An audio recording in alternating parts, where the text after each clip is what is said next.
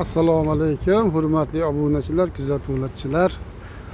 Sizlar uchun mana shu Venaga kelib, tarixiy joylarida videoga olishga qaror qildik. Mashina ichiga kiramiz endi hozir. Nima ekan bu? Bu oldin sanaqalar o'tirganmikan bu yerda? Kirgizamikan, nima ekan endi?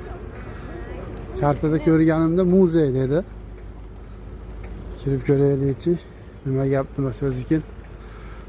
Kuzatishda davom etinglar.